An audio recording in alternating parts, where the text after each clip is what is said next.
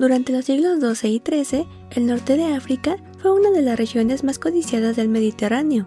Desde ciudades como Ceuta, Bujía o Tremesén partían las rutas comerciales que conectaban Europa con las caravanas que transportaban oro, esclavos, marfil y otros productos de lujo. En aquel momento, el Reino de Aragón se consolidaba como una de las principales potencias marítimas del Mediterráneo occidental. Sin embargo, a pesar de su capacidad y fortaleza económica, a diferencia de otras potencias que comenzaban a tomar posesiones en las costas norteafricanas, Aragón no consolidó una presencia permanente en la región. ¿Qué tanto pudo la corona de Aragón extender sus dominios sobre el Mediterráneo? ¿Qué tan cerca estuvo de llegar hasta el Mediterráneo africano? ¿Qué frenó la expansión aragonesa en aquella región?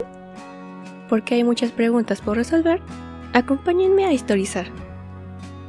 Durante el siglo XIII, la corona de Aragón, bajo el gobierno de Jaime I, el Conquistador, se convirtió en una de las grandes potencias marítimas del Mediterráneo, especialmente tras las conquistas de Mallorca y Valencia, tras lo que había obtenido la colaboración de grupos como la burguesía de marinos y comerciantes de la costa catalana. Gracias a eso, el desarrollo comercial del reino comenzó a crecer de forma importante. Los comerciantes aragoneses establecieron contacto con numerosos puestos musulmanes del Magreb, obteniendo privilegios comerciales. La construcción de puertos permanentes en el norte de África podía representar una oportunidad para transformar su poder económico en una verdadera expansión territorial y dominio político. Pero Aragón se enfrentaría a situaciones que le dificultarían establecerse permanentemente en esa región. Desde el momento de la conquista de Mallorca y Valencia, para ganar el apoyo de las élites locales, hacia 1239, el monarca había decidido que ambos territorios quedarían constituidos como dos reinos nuevos, separados y autónomos. Esto causó disgusto entre la nobleza aragonesa, que consideraba que Aragón tenía derecho a controlar totalmente esos territorios, con lo que el reino podría comenzar a convertirse en una potencia reconocida en todo el continente, y sobre todo, con lo que obtendrían un mayor poder en las localidades que quedaran bajo su autoridad. Como consecuencia de esa decisión, cada reino ahora compartía un mismo rey, pero conservaba sus propias leyes, cortes, instituciones y administración, lo que resultaba en una gran autonomía tanto de Mallorca como de Valencia. Está bien, pero por otro lado está mal. Y esto limitó la expansión de Aragón durante los años siguientes. Cada territorio, aunque estaba sometido formalmente a Jaime I, defendía sus propios intereses, así que el monarca no podía disponer libremente de los recursos de la corona, sino que debía negociar con cada uno de los reinos para obtener recursos y ayuda financiera para organizar sus campañas militares. Sin embargo, Valencia y Mallorca, además de Cataluña, que ya formaba parte de la corona antes de esas conquistas, sí proporcionaron nuevos puertos, astilleros y rutas comerciales, que serían esenciales en las conquistas de Aragón luego del reinado de Jaime I. Durante el gobierno de su sucesor, Pedro III, la corona de Aragón volvió a centrarse en la expansión territorial. Cuando Pedro tomó el trono en 1276, los reinos que se habían sometido a la corona estaban ya consolidados, pero la expansión hacia el sur de la península ahora estaba limitada, debido a la presencia de la corona de Castilla, con quien Aragón había llegado a un acuerdo de delimitación territorial. Castilla había liderado las campañas contra al-Ándalus, emprendiendo en su mayor parte la reconquista del territorio de la península, gracias a su mayor extensión territorial, población y capacidad militar. En el Tratado de Almizra de 1244, las coronas de Aragón y Castilla establecieron las fronteras hasta donde podría llegar cada una.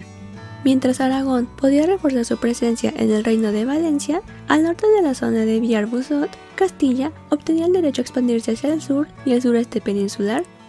Y ahora, sin la posibilidad de dirigirse hacia el sur de la península, Pedro III había comenzado a demostrar interés por extender la influencia de la corona de Aragón sobre el norte de África.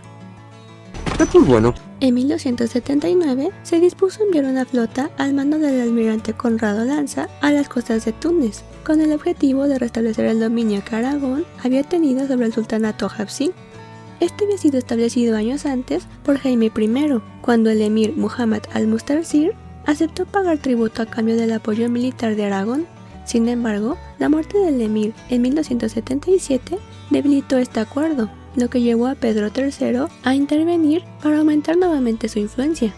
Para eso, solicitó al Papa Martín IV que le concediera una bula de cruzada para dar legitimidad religiosa a la campaña y así facilitar la obtención de recursos y participantes. Pero Martín IV, ya que era de origen francés y por lo tanto cercano a la casa de Anjou, el principal rival de Aragón, rechazó la petición, lo que impidió al rey aragonés contar con el apoyo necesario para cumplir su objetivo. Sus necesidades no son problema mío. Mientras Pedro III esperaba la aprobación papal, del otro lado del Mediterráneo surgía una nueva oportunidad para la corona de Aragón. En 1282 ocurrieron las vísperas sicilianas, en las que Sicilia, en aquel momento dominada por la casa de Anjou, se levantó en rebelión. Los rebeldes sicilianos expulsaron a los funcionarios de la casa de Anjou y buscaron un nuevo monarca que pudiera proteger la isla. Entonces ofrecieron la corona a Pedro III, ya que su esposa, Constanza II de Sicilia, era la legítima heredera de la dinastía de los Hohenstaufen. Miren, es mi día de suerte. Pero la anexión de Sicilia a la corona desencadenó un nuevo conflicto. El Papa Martín IV excomulgó a Pedro III, declaró confiscados sus reinos y apoyó una cruzada contra Aragón en la que Carlos de Anjou continuó reclamando Sicilia y poco después Francia invadió Cataluña. Aunque Pedro III consiguió rechazar la invasión francesa, la guerra continuó incluso después de su muerte en 1285, y solo tras años de conflictos, en la paz de Caltabellotta en 1302, Carlos II de Anjou renunciaba temporalmente a la soberanía sobre la isla. Federico II, hijo de Pedro III, se confirmaba como rey de la misma, pero con el título de rey de Trinacria, mientras que Carlos II de Anjou conservaba el título oficial de rey de Sicilia, pero solamente con soberanía sobre Nápoles.